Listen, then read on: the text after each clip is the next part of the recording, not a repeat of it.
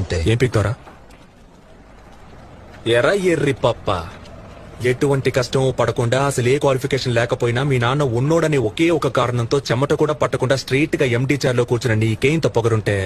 అమ్మ నాన్న తిప్పలపడి school fee కడితే ఎల్కేజీ నుంచి 10th క్లాస్ వరకు కష్టపడి చదివి పాస్ అయ్యి ఇంటర్లో ఈజీగా ఉన్న గ్రూప్లన్నీ వదిలేసి ఎంపీసీ చదివితేనే ఇంజనీర్ అవ్వగలమని చెప్తే కష్టమైన అదే గ్రూప్ సెలెక్ట్ చేసుకుని ఫిజిక్స్ ఒక ట్యూషన్, కెమిస్ట్రీకి ఒక ట్యూషన్, మ్యాథ్స్ ఒక ట్యూషన్ అని రోడ్లు పట్టుకు తిరిగి ఆ ఫీజు కట్టాలి ఈ ఫీజు కట్టాలని అమ్మా నాన్నల్ని హింస పెట్టి బోర్డ్ ఎగ్జామ్ లో పాస్ అవడానికి ఫ్లాస్క్ లో టీ పెట్టుకుని రాత్రంతా చదివి అలారం పెట్టుకుని పొద్దున్నే లేచి మళ్లీ చదివి తీరా పాస్ అయ్యాక ఎంసెట్ లో ర్యాంక్ రాకపోతే లాంగ్ టర్మ్ కోచింగ్ తీసుకుని అప్పటికీ సరైన ర్యాంక్ రాక అమ్మ నగలు తాకట్టు పెట్టి మేనేజ్మెంట్ కోటాలో సీట్ సంపాదించి తెలుగు మీడియం నుంచి వచ్చిన నాకు ఇంగ్లీష్ అర్థం కాక ఫస్ట్ ఇయర్ నుంచి 4th ఇయర్ దాకా ఉన్న అరియర్స్ అన్ని 4th ఇయర్ లో ఒకేసారి క్లియర్ చేసి ఈ సొసైటీలోకి వస్తే ఈ జనమంతా నన్ను ఉద్యోగం లేని యదవా అని నీచంగా మాట్లాడుతున్న లెక్క చేయక ఉద్యోగం కోసం ఆ ఆఫీసు ఈ ఆఫీస్ అని పిచ్చ కుక్కల 4 ఏళ్లుగా తిరుగుతున్న నన్ను ఎందుకు పనికిరావు తిండి తండగా అని మా నాన్న తిడుతుంటే ఒక్కో మెతుకు గొంతులో దిగక ముళ్ళులా గుచ్చుకుంటుంటే మింగలేక కక్కలేక చస్తూ బతుకుతున్నా.